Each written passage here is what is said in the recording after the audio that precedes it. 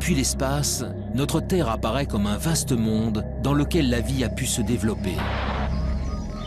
Aujourd'hui, sur la planète bleue, les océans et les continents sont peuplés par des millions d'espèces de plantes, d'animaux, de virus ou de bactéries, et par plus de 7 milliards d'êtres humains.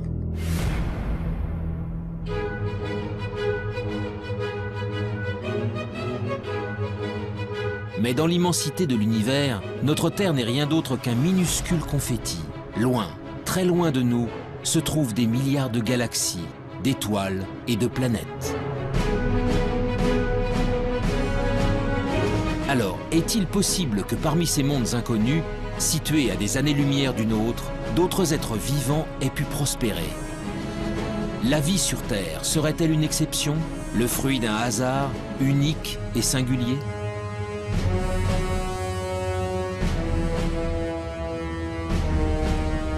Depuis des décennies, astronomes et biologistes scrutent le ciel à la recherche du moindre signe de vie extraterrestre. Ils pointent leurs télescopes vers les confins de l'espace pour détecter des planètes sœurs de la Terre où des formes de vie auraient pu se développer.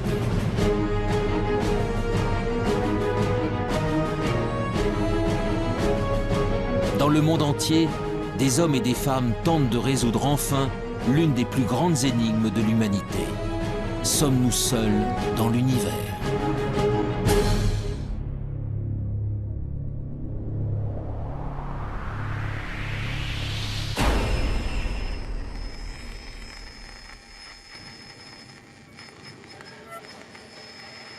L'existence de la vie ailleurs que sur la Terre alimente depuis longtemps les mythes et les légendes.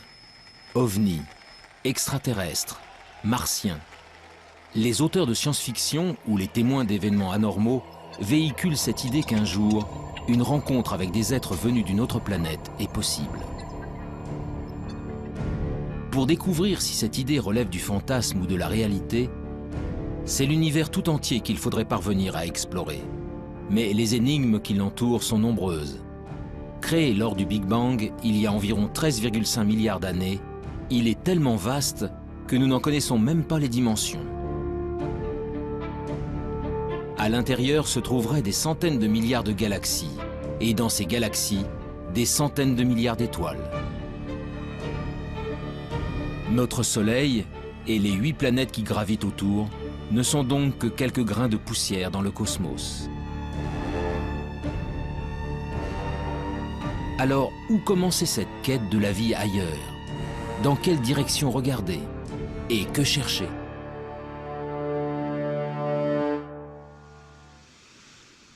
Il y a 50 ans, un ambitieux programme de recherche a tenté le premier de répondre à ces questions. Dans le nord de la Californie, au milieu des montagnes, des dizaines de paraboles pointent leurs antennes vers le ciel. Elles sont le cœur du programme SETI, pour Search for Extraterrestrial Intelligence. Depuis 1960, elles captent 7 jours sur 7 et 24 heures sur 24 les ondes radio en provenance de l'espace. L'objectif, détecter un signal venu d'ailleurs, envoyé par une autre civilisation. Dans l'univers, de nombreux objets célestes produisent des ondes radio. Pour déceler un éventuel message intelligent, les scientifiques tentent donc de capter ceux qui ne ressemblent à rien de connu. Une mission pour le moins ambitieuse, mais dont les chances de succès se révèlent très réduites.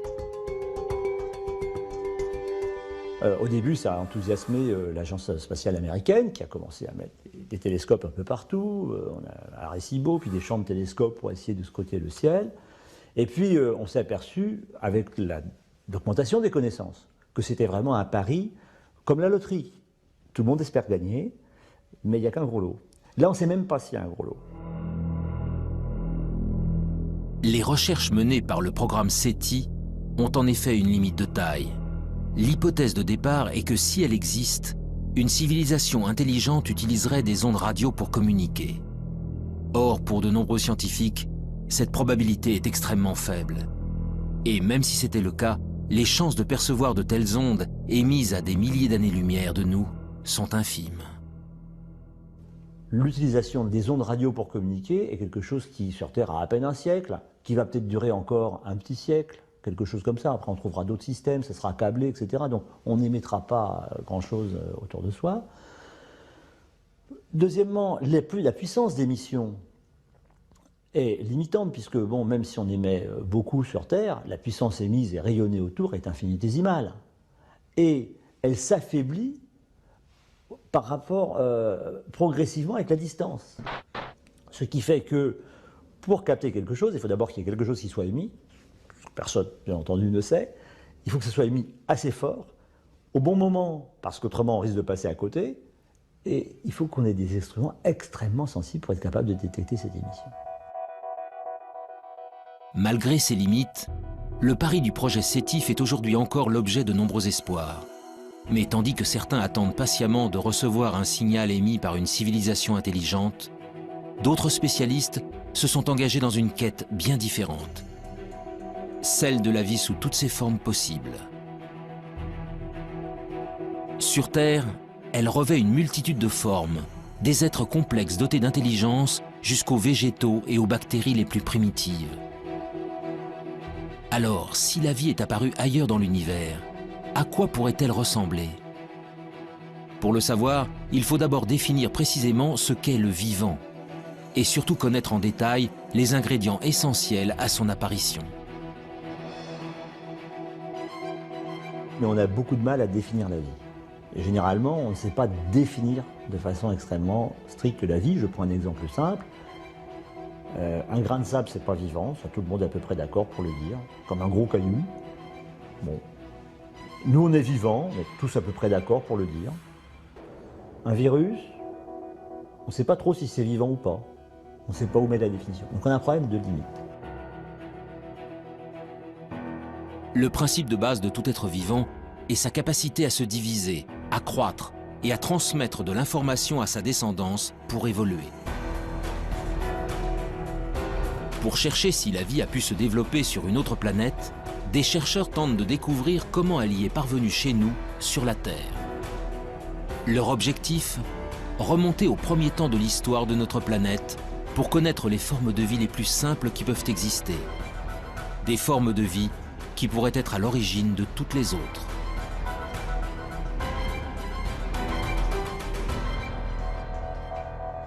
Nous sommes au Centre de biophysique moléculaire d'Orléans. Ici, la géologue Frances Westall et son équipe étudient d'étranges cailloux, des roches d'origine volcanique, vieilles de plusieurs milliards d'années. Dans les deux roches qu'on a ici, il y a une roche qui vient d'Australie. Elle est vieille de 3,5 milliards d'années et ce sont des cendres volcaniques qui ont été déposées en effet sur une plage. Cette roche-là, qui est très très lourde, vient d'Afrique du Sud. Elle est presque aussi vieille, 3,3 milliards d'années. Cette roche aussi, vous voyez, est laminée. Les laminations vert et noir, ce sont des laminations de sédiments, différents types de sédiments. Le vert, ce sont les sédiments volcaniques, les grains volcaniques, les sables volcaniques. Et le noir, ce sont des concentrations de carbone, souvent liées à des tapis microbiens qui se sont formés à la surface des sédiments. Donc là, on ne voit absolument rien, mais je sais que ces roches sont bourrées de traces de vie. Des traces de vie. En d'autres termes, des micro-organismes primitifs et ancestraux.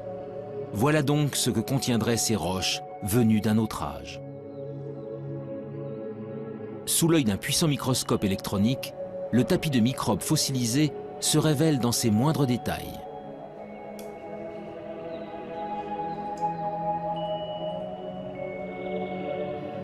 Oui, ici on voit tous les filaments qui ont formé la surface de ce tapis. Tous les filaments sont en orientation, comme ça. Comme si elles ont été entraînées dans un flux d'eau. Il s'est formé sur la plage, dans une petite ruisseau qui sortait d'une source hydrothermale. Et en effet, c'est l'écoulement de ces fluides riches en silice de la source hydrothermale qui a tué le tapis et l'a fossilisé.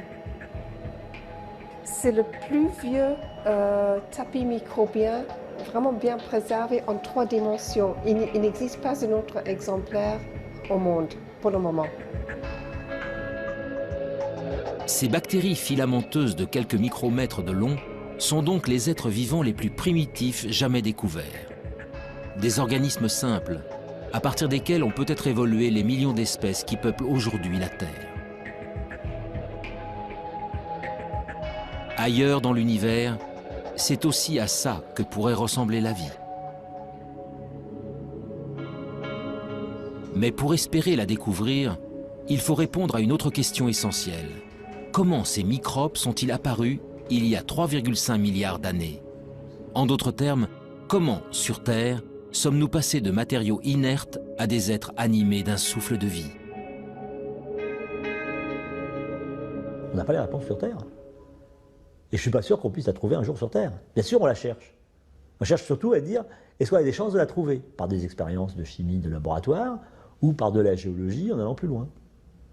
Mais là, il y a un trou. Et donc ce trou-là, l'apparition de la vie, le passage de l'inerte au vivant, actuellement, on ne sait pas y répondre. Et c'est tout le thème de la recherche de l'exobiologie et de l'origine de la vie. L'instant décisif où la vie a fait son apparition pour la toute première fois restera longtemps encore un mystère. Mais depuis plusieurs décennies, les biologistes ont malgré tout avancé à pas de géant dans leur compréhension de l'émergence du vivant. Tout a commencé en 1953, avec une expérience inédite réalisée par Stanley Miller, un jeune chimiste de l'Université de Chicago. Stanley Miller a fait une expérience. Il a dit, je vais prendre des ingrédients, comme si c'était de l'atmosphère primitive, et puis je vais faire des décharges électriques dedans, et je vais voir ce qui se produit. Et c'est comme ça qu'il a fait une des premières démonstrations, et la première démonstration historique, qu'à partir d'éléments simples, le gaz carbonique, CO2, l'eau, H2O, l'ammoniac, NH3, ou l'azote, N2, donc des éléments simples, communs, etc., avec des éclairs électriques, en refroidissant, on était capable de produire des molécules comme celles qui fabriquent la vie telle que nous la connaissons, des acides aminés. Les acides aminés sont considérés comme les briques du vivant, des éléments primordiaux à la base de chaque organisme, du plus simple au plus complexe. Sur Terre, ils sont au nombre de 20. En s'assemblant les uns aux autres, ils forment les protéines, de longues molécules qui composent les cellules et assurent toutes les fonctions de l'organisme. Pour la première fois, Stanley Miller démontre que ces molécules peuvent se former spontanément à partir d'éléments simples. Du carbone, de l'hydrogène, de l'oxygène, de l'azote, du phosphore, du soufre. Des atomes présents partout à la surface de la Terre et qui réagissent entre eux lorsqu'ils sont soumis à un intense apport d'énergie. Il y a plus de 4 milliards d'années, les prémices de la vie sur notre planète seraient donc sans doute apparues ainsi. Mais alors, ce même phénomène a-t-il pu se produire ailleurs dans l'univers? D'autres astres ont-ils un jour été le siège de telles réactions chimiques? Le 28 septembre 1969, une météorite s'écrase dans le sud de l'Australie. Baptisé météorite de Murchison, du nom du village voisin, ce caillou tombé du ciel va révolutionner notre conception des origines de la vie. Dans la météorite de Murchison, on a trouvé 70 acides aminés différents. Donc ils ne sont pas terrestres. Ils ont été produits chimiquement quelque part. Des acides aminés semblent donc pouvoir être fabriqués ailleurs que sur Terre. Pour découvrir où dans l'univers de telles réactions chimiques auraient pu se produire, direction la région parisienne, au sein du prestigieux Institut d'astrophysique spatiale.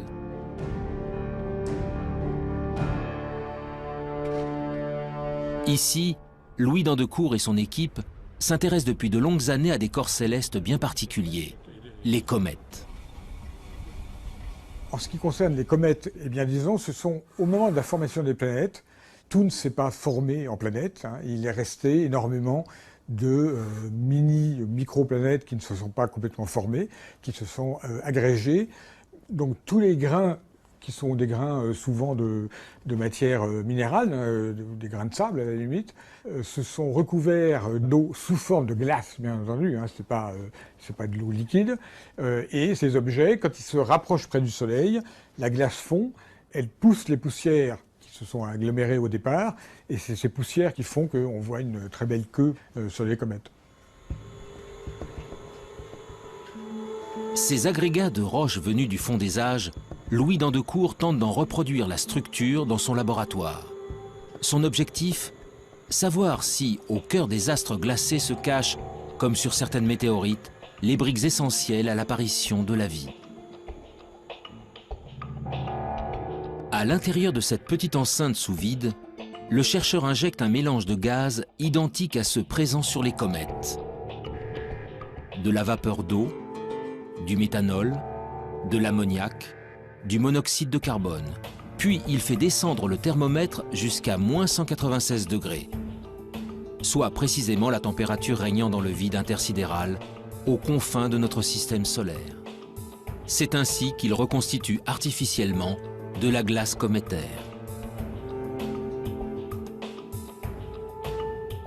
Pendant 2 semaines, le mélange est bombardé par des rayons UV. Un rayonnement puissant qui équivaut à l'intensité émise par la lumière des étoiles pendant 1 million d'années.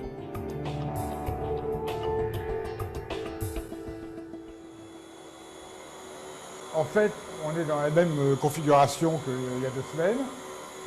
On a arrêté la lampe qui produit les photons et on est prêt maintenant à sortir l'échantillon qui se trouve toujours dans le cryostat.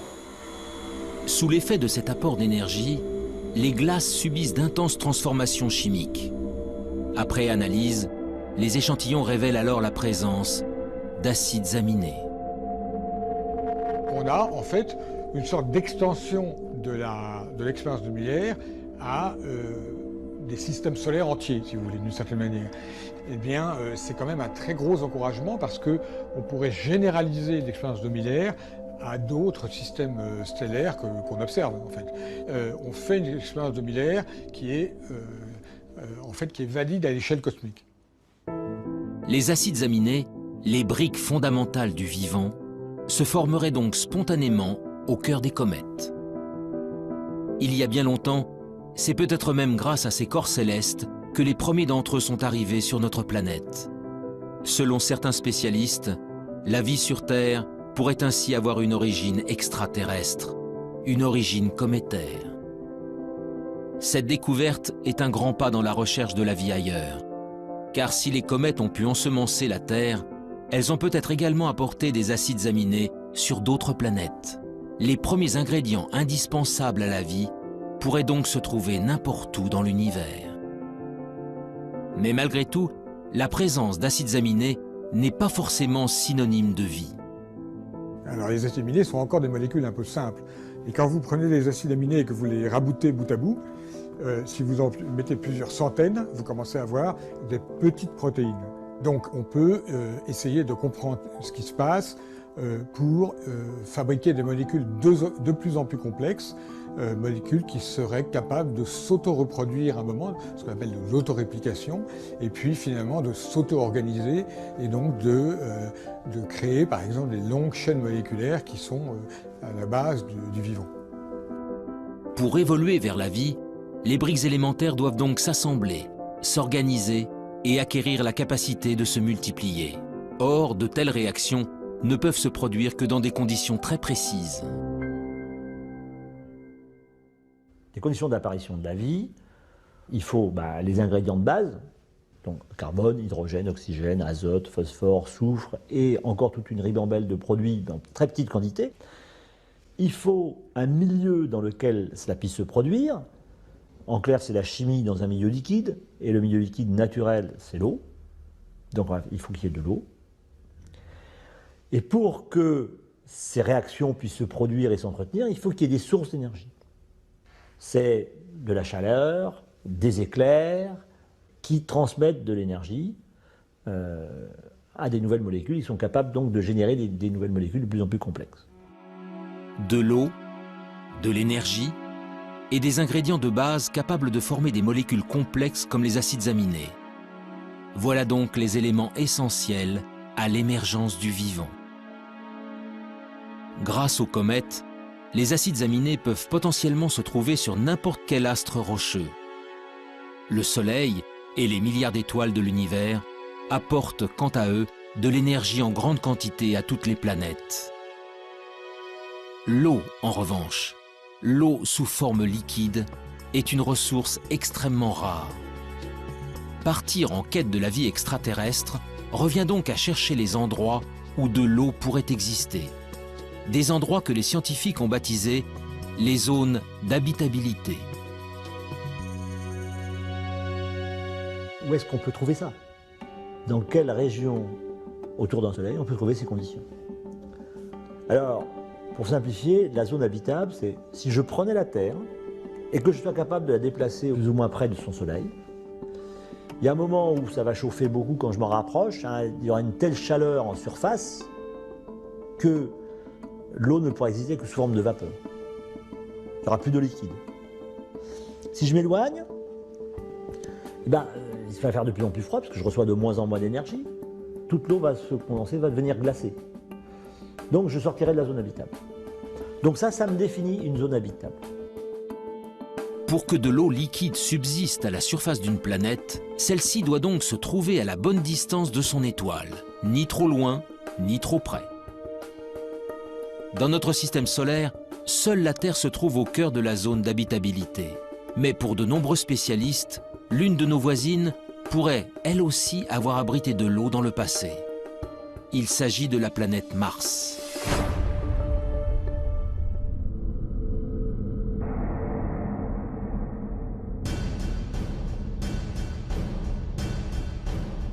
Aujourd'hui, Mars est un désert hostile et froid. À sa surface, une atmosphère toxique et un désert rouge battu par des vents violents. Mais en se rapprochant, les traces d'un passé bien différent se révèlent. Des fleuves asséchés, des canyons, des deltas. Autant d'indices démontrant qu'autrefois, l'eau coulait à flot sur la planète rouge. Mars est en réalité à l'extrême limite de la zone habitable de notre Soleil.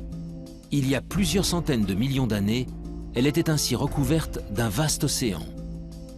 Alors, cette eau aurait-elle permis à une vie extraterrestre de s'y développer? Et si oui, des organismes vivants ou fossilisés subsistent-ils encore quelque part? Depuis quelques décennies, la planète Mars fait l'objet de toutes les attentions. Américains, Russes, Européens y ont déjà envoyé près de 50 missions pour en percer les mystères. La dernière en date s'appelle Curiosity.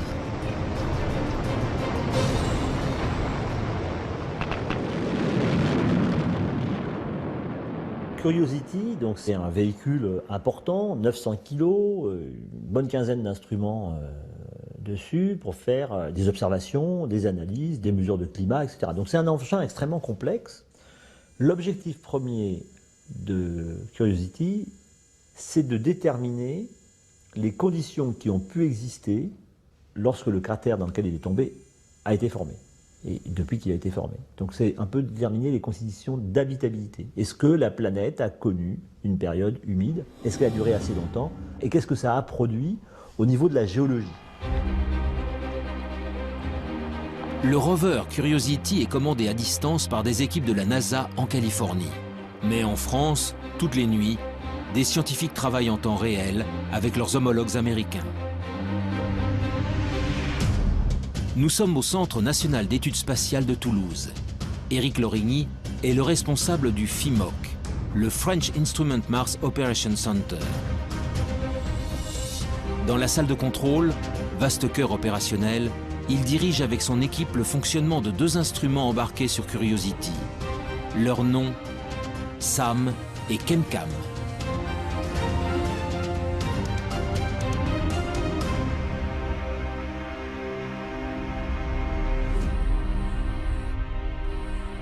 L'instrument ChemCam est un instrument qui envoie un laser sur des roches Donc il envoie la puissance d'une centrale nucléaire sur 1 cm².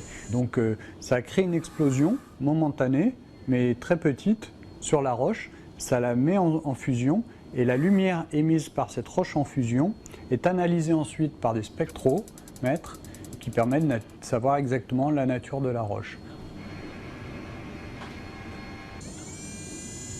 L'instrument SAM, il analyse, donc il récupère des échantillons et il peut analyser soit de l'atmosphère, soit des échantillons solides et après déterminer là très finement la nature exacte de ce qu'il y a à l'intérieur de ces roches ou de cette atmosphère.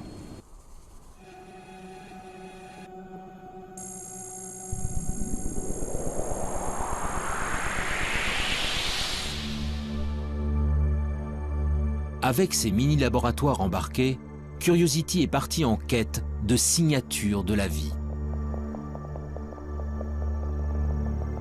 Très vite, ses premières analyses confirment que de l'eau a bel et bien coulé autrefois à la surface de la planète rouge. Mais pour naître et pour se développer, la vie a besoin de millions d'années. Alors, le précieux liquide est-il resté suffisamment longtemps?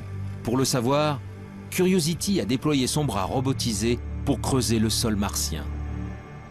Nous avons fait 2 forages à l'intérieur de la planète Mars. Donc ce sont des trous de 6 cm à peu près de profondeur et qui font le diamètre d'une pièce de 1 centime. Voilà. Et ces 2 forages que nous avons faits nous ont permis de découvrir de l'argile et de l'argile dans un milieu sans oxygène où la vie pourrait naître. L'argile est le fruit d'une longue dégradation de la roche par de l'eau. Sa présence est donc la preuve irréfutable que l'eau liquide a existé pendant longtemps sur le sol martien. Mais si la vie est un jour apparue sur la planète rouge, il est impossible qu'elle subsiste aujourd'hui en surface. Car Mars est en permanence soumise aux rayons cosmiques venus de l'espace. Des rayons puissants qui détruisent instantanément toute molécule organique.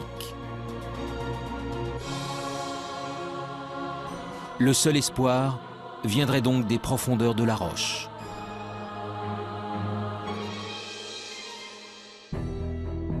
Le 8 février 2013, à quelques centimètres sous la surface, Curiosity a mis en évidence la présence d'un monde plus hospitalier. Des roches gris-vert, non oxydées, bien à l'abri des rayonnements nocifs. Pour l'heure, le rover n'y a décelé aucune trace de vie, ni même d'acides aminés. Mais ces premiers indices ont encouragé les scientifiques à poursuivre leur quête. Bientôt, un nouveau robot encore plus performant prendra la relève de Curiosity. Son nom, ExoMars.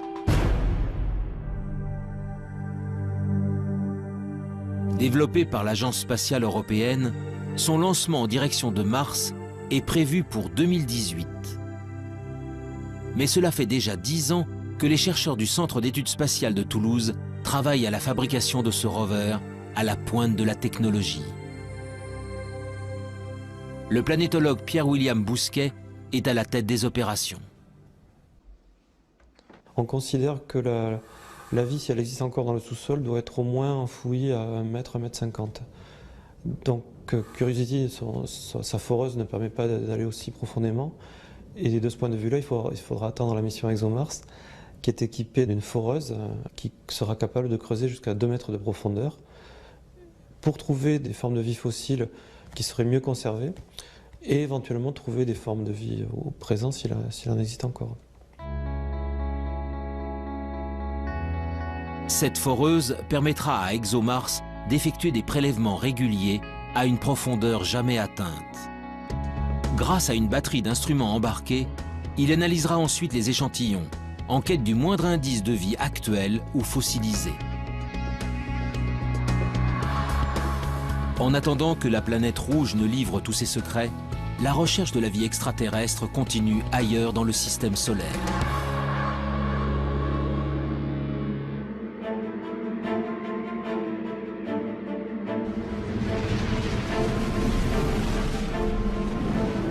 Au-delà de Mars, les planètes rocheuses cèdent la place aux géantes gazeuses.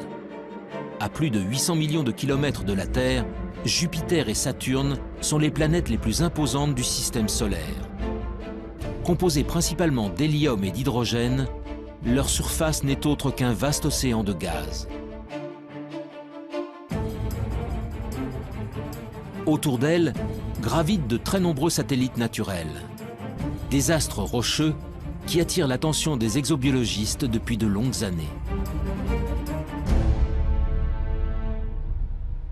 Nous sommes au laboratoire de planétologie et géodynamique de Nantes. Ici, depuis plus de 10 ans, le planétologue Olivier Grasset et son équipe tentent de percer les secrets des satellites des géantes gazeuses. Pendant longtemps, c'est-à-dire avant les missions Voyager, on a toujours considéré que l'environnement externe, c'est-à-dire le monde au-delà de Jupiter, est un environnement très froid, ce qui est vrai. Et très froid, c'est vraiment très froid, c'est-à-dire qu'à Jupiter, il fait à peu près moins 120 degrés Celsius, et au niveau de Saturne, on est plutôt aux alentours de moins 150, presque jusqu'à moins 180, enfin bon, ça commence à être vraiment très très froid.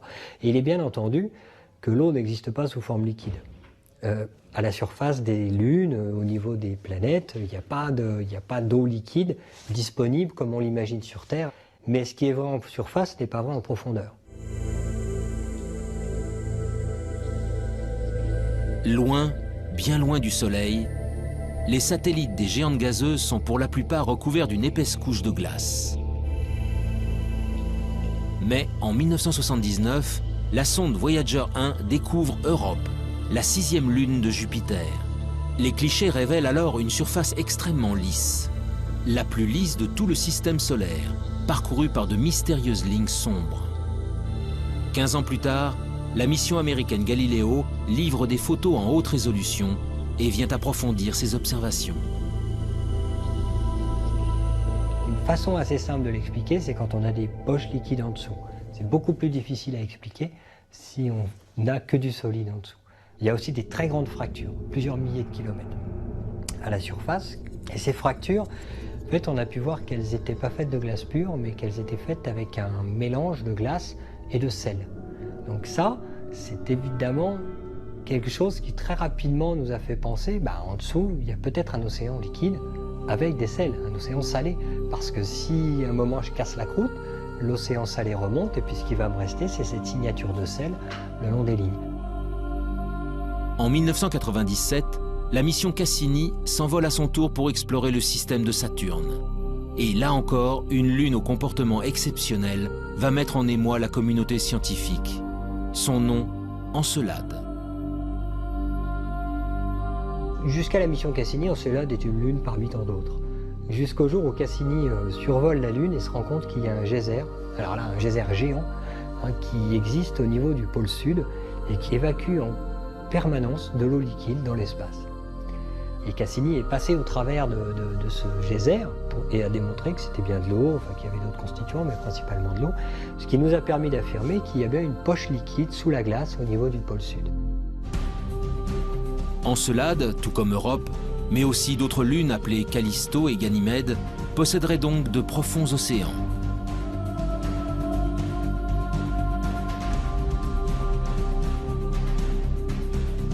Mais cette eau est enfouie sous des kilomètres de glace dans l'obscurité la plus totale. Dès lors, peut-elle malgré tout héberger des êtres vivants? Sans aucun apport de lumière, la vie est-elle capable de subsister? En parallèle à l'exploration spatiale, on a poursuivi avec des moyens nouveaux l'exploration de la Terre, d'autres disciplines scientifiques. Et ils ont découvert qu'il y avait des organismes, des micro-organismes essentiellement, mais même des organismes supérieurs, qui vivaient dans des conditions tout à fait particulières. Et ils ont appelé ça des extrémophiles. Donc ça voulait dire que la vie aurait pu exister et se développer sur ces corps célestes dans des conditions beaucoup plus larges que les conditions physiques qu'on connaissait au départ sur la Terre. Pour les spécialistes, ces organismes ultra résistants seraient donc capables de survivre dans les océans enfouis des satellites glacés. Mais pour que de telles formes de vie apparaissent, un autre élément se révèle essentiel. Cette eau liquide doit être en contact avec des roches, de la matière minérale, susceptible d'apporter les molécules de base à la chimie du vivant. Une nouvelle question s'est alors posée aux scientifiques. Ces océans profonds reposent-ils bel et bien sur un fond rocheux? Après de nombreux calculs, la réponse est apparue. Pour Ganymède et Callisto, cela est impossible. En fait, ces lunes sont vraiment très grosses. Et l'hydrosphère, c'est-à-dire la glace plus l'eau liquide, c'est jusqu'à 700 km d'épaisseur avant de trouver les roches. Et donc en fait, les océans dont on parle, qui sont sous la glace, ne sont pas sous toute la glace, ils sont juste sous la glace de surface. Mais ils ne sont pas non plus en contact avec les roches. Ils sont perchés, ils sont en sandwich en fait, entre de la glace au-dessus et de la glace en dessous. Europe et Encelade, en revanche, sont des astres beaucoup plus petits. Leurs caractéristiques se révèlent ainsi beaucoup plus intéressantes. Quand je m'enfonce, je vais traverser de l'eau sur 100 km à peu près. Puis je vais trouver des roches sur, on ne sait pas exactement, mais 800 km, 900 km. Alors ces 100 km d'eau sont en fait à séparer en deux entités. Il y a la croûte de glace, parce qu'il fait extrêmement froid en surface, donc forcément il y a de la glace. Et puis, quelques kilomètres en dessous, ou quelques dizaines de kilomètres en dessous, on va trouver de l'eau liquide. Cette eau liquide, elle, va être en contact avec les roches. Sur Europe et Encelade, tous les ingrédients semblent réunis pour que la vie puisse se développer. Alors, allons-nous un jour découvrir des êtres vivants dans les entrailles de ces lunes gelées? Des micro-organismes identiques à ceux présents sur Terre, au fin fond des océans?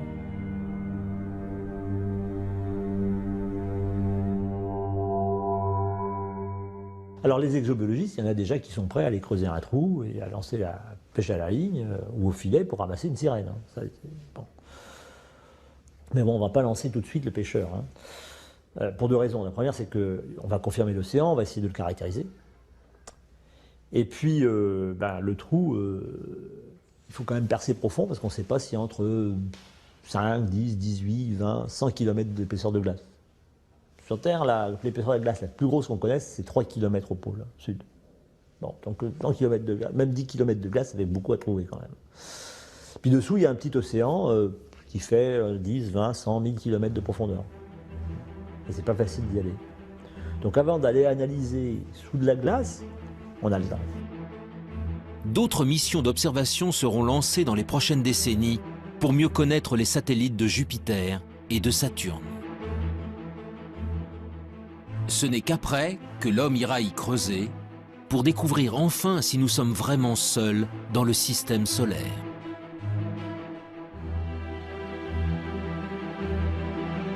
Mais la quête de la vie ailleurs ne s'arrête pas aux astres tournant autour du Soleil.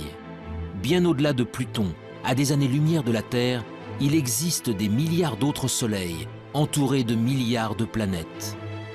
Parmi elles, il existe peut-être une sœur jumelle de la Terre, une planète rocheuse située exactement à la bonne distance de son étoile. Un monde habitable où des êtres vivants pourraient prospérer. Mais comment le savoir? Par quels moyens peut-on détecter des astres aussi lointains, ce que l'on appelle des exoplanètes? Les exoplanètes, on ne va pas aller les visiter. Hein. Elles sont à peu près la plus proche des exoplanètes, elle est au moins à 4 ou 5 années-lumière. Donc avec les systèmes actuels, pour y aller, c'est entre 500 et 5000 ans. Bon. Donc au-delà, même ça, c'est pas envisageable. Une mission en 400 ans, c'est pas prévoir actuellement. Dans les budgets, c'est pas prévu. Donc on n'arrive pas à le faire. Donc on ne pourra que les observer.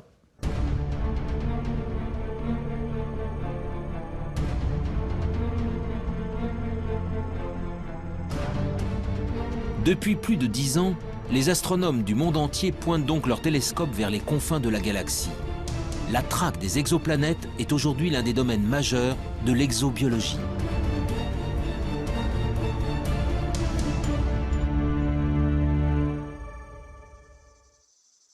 Dans le sud de la France, à l'Observatoire de Haute-Provence, Rodrigo Diaz et son équipe s'apprêtent à passer une nuit entière à observer les étoiles.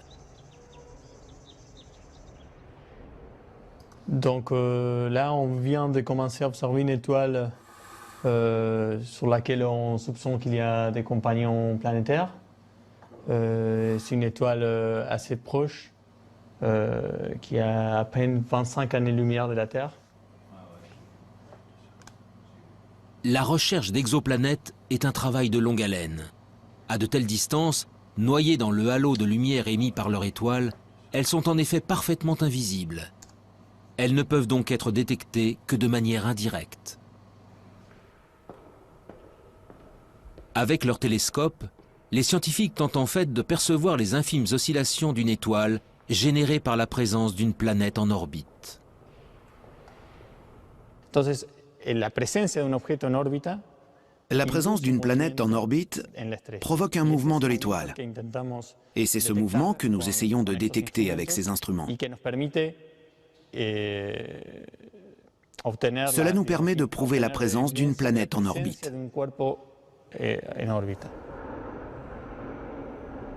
Mais voir une étoile bouger à des millions de kilomètres de la Terre n'est pas chose facile. Pour y parvenir, les chercheurs utilisent une méthode bien particulière, baptisée technique des vitesses radiales. On utilise un effet physique connu qui s'appelle l'effet Doppler. C'est ce qu'on peut entendre quand une automobile ou les sirènes d'une ambulance passent devant nous. Avec la vitesse, la fréquence du son émis change. Avec la lumière, il se passe exactement la même chose. Quand une étoile bouge vers nous ou s'éloigne de nous, la lumière qu'elle émet se décale respectivement vers le bleu ou le rouge. Au fil des jours, une étoile entourée d'une exoplanète va donc successivement apparaître bleue, puis rouge, sur les écrans d'ordinateur. En multipliant les mesures sur une longue période, les astronomes peuvent alors calculer la vitesse de rotation et même la masse de la planète détectée. Mais toutes ces informations ne permettent pas de répondre à la question essentielle. L'exoplanète est-elle similaire à la Terre?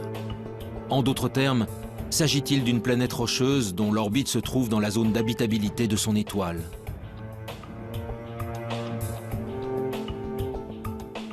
Pour le savoir, il faut recourir à une autre méthode d'observation et s'extraire de l'atmosphère terrestre qui trouble la vision. En 2006, l'Agence spatiale européenne a ainsi lancé un nouveau satellite. Son nom, COROT. Quelques années plus tard, il fut suivi par un autre appareil mis au point par la NASA et baptisé Kepler. Ces deux engins à la pointe de la technologie sont de véritables chasseurs d'exoplanètes. Les yeux rivés vers l'espace, ils scrutent simultanément des dizaines de milliers d'étoiles.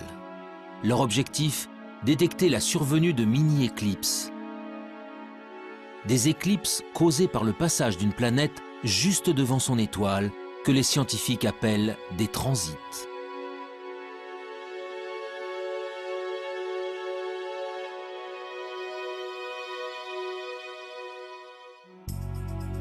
En combinant les données obtenues par les satellites à celles recueillies depuis le sol, les scientifiques peuvent alors mieux connaître la nature des planètes détectées.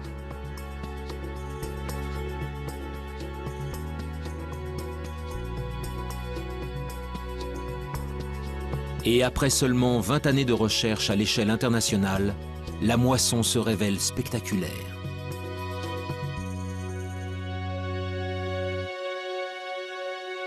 Donc actuellement, on a détecté, alors ça change tous les jours, mais on est à 888 planètes extrasolaires. Et puis, je pense que dans les cartons de COROT, il y a encore 400 planètes qui doivent être à peu près déterminées. On soupçonne qu'elles existent, mais elles ne sont pas formellement démontrées. Et pour Kepler, on doit être autour de 1500 planètes dont on attend de pouvoir confirmer, parce qu'il faut différentes méthodes pour confirmer. La plupart sont des planètes gazeuses qui font 3, 4, 5, 10 fois la masse de Jupiter. Jupiter, c'est 300 fois la masse de la Terre. Donc. Par la méthode des transits et par d'autres méthodes, on a réussi à détecter des planètes qui font à peu près 10 fois la masse terrestre. Donc on a découvert des planètes qui étaient telluriques, rocheuses. Parmi la multitude d'astres décelés, une douzaine de planètes rocheuses suscitent un intérêt tout particulier. Gliese 581G, Kepler 62e, HD 40307G. Derrière ces noms presque imprononçables, se cachent des planètes situées selon toute vraisemblance au cœur de la zone d'habitabilité de leur étoile.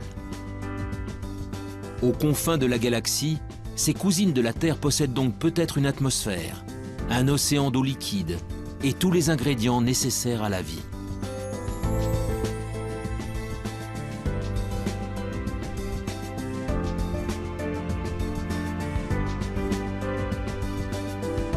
Mais dans sa quête d'autres mondes, l'homme se trouve sans cesse confronté à l'immensité de l'espace. En effet, comment savoir si l'une d'elles héberge effectivement des êtres vivants? Comment détecter une forme de vie à sa surface, à des dizaines d'années-lumière de distance? Ces questions trouveront peut-être un jour des réponses grâce à une nouvelle génération d'instruments.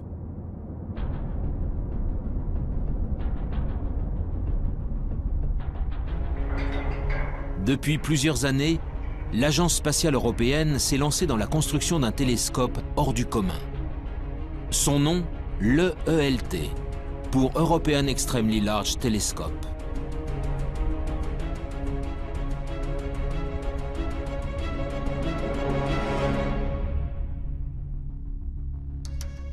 Avec son miroir de 39 mètres de diamètre, il sera 10 fois plus sensible que les télescopes actuels. Sa mise en service n'est pas prévue avant 2020. En attendant, les scientifiques européens s'activent pour construire et assembler chacun des 800 segments qui composeront le gigantesque miroir.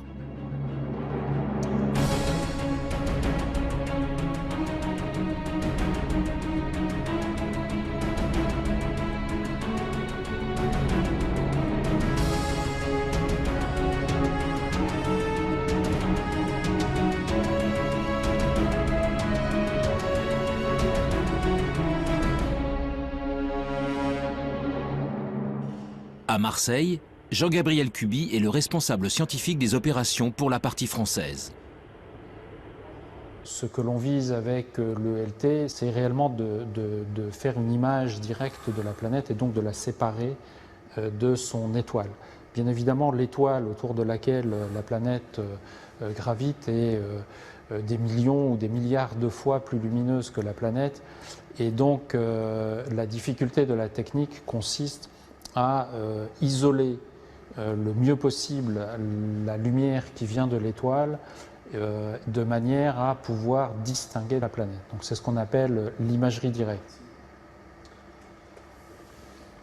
La quête ultime est d'arriver un jour à réaliser des images de planètes relativement semblables à la Terre, en tout cas de même taille, et on espère également pouvoir donc caractériser les atmosphères de ces planètes.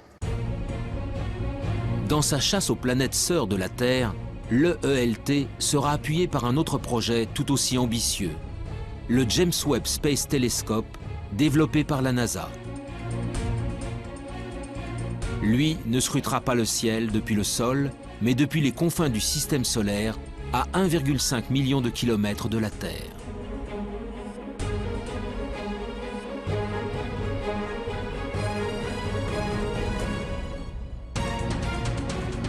Son lancement n'aura pas lieu avant 2018.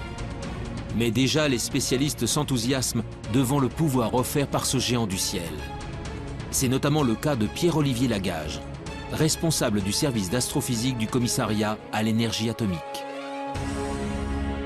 Grâce à un grand télescope, on peut aller voir ce qui se passe vraiment tout près d'étoiles dans son proche environnement, notamment regarder leur atmosphère, voir quelle est la composition chimique. On pourra même voir s'il y a des vents dans ces atmosphères d'exoplanètes. Alors évidemment, on commencera par les plus grosses, les géantes, plus faciles à observer, mais aussi on essaiera d'observer les atmosphères de super-Terre, et si jamais on a de la chance, eh bien, on cherchera des signatures biologiques dans ces atmosphères, type ozone, oxygène. Les signatures biologiques sont des gaz ne pouvant être produits que par des êtres vivants. L'ozone et l'oxygène, par exemple, appartiennent à cette catégorie. Si un jour le James Webb Space Telescope ou l'EELT parviennent à en détecter, si leurs observations sont confirmées et irréfutables, alors nous pourrons enfin dire que nous ne sommes pas seuls dans l'univers.